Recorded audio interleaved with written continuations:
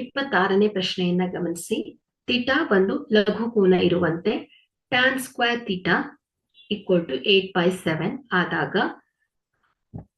1 plus sin theta into 1 minus cos theta divided by 1 plus cos theta into 1 minus cos theta the ಬೆಲೆಯು.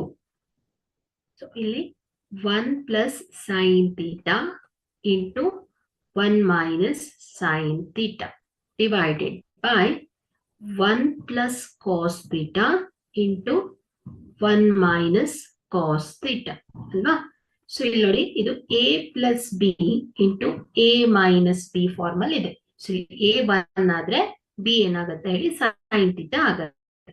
So ಇದನ್ನ ಹೇಗೆ ಬರಿಬಹುದು ನಾವು, a square minus b square ಆಗತ್ತೆ ಅಲ್ವಾ. So using the identity, so 1 square minus sin square theta ಅಂತ ಬರಿಬಹುದು. Divided by, so ಇಲ್ಲಿ ಅಂಶ ಛೇದದಲ್ಲೂ ಕೂಡ 1 plus cos theta into 1 minus cos theta, a plus b into a minus b. So a square minus b square ಆಗತ್ತೆ ಮಕ್ಕಳು. So 1 minus sin square theta divided by 1 minus cos square theta ಆಗತ್ತೆ. So ಇಲ್ಲಿ ನಿಮಗೆ trigonometric identities ಗೊತ್ತಿದೆ. sin square theta plus cos square theta is equal to 1. So 1 minus sin square theta equal to cos square theta ಆಗತ್ತೆ. So 1 minus cos square theta is equal to sin square theta ಆಗತ್ತೆ ಅಲ್ವಾ. So ಹಾಗಾಗಿ ನಾವಿಲ್ಲಿ 1 minus sin square theta ಬದಲು equal to cos square theta ಆಗತ್ತೆ. Divided by 1 minus cos square theta ಏನಾಗತ್ತೆ ಹೇಳಿ, sin square theta ಆಗತ್ತೆ.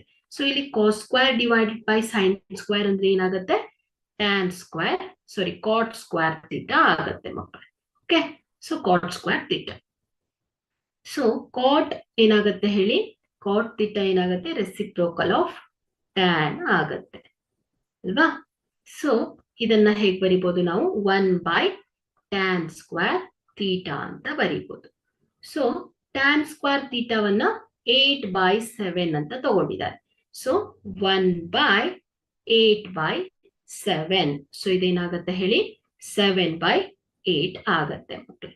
ಓಕೆ, ಹಾಗಾದ್ರೆ ಇಲ್ಲಿ 1 plus sin theta into 1 minus sin theta divided by 1 plus cos theta into 1 minus sin theta the ಬೆಲೆಯು 7/8. Okay, so B ಏನಾಗತ್ತೆ, ಸರಿಯಾದ ಉತ್ತರವಾಗತ್ತೆ.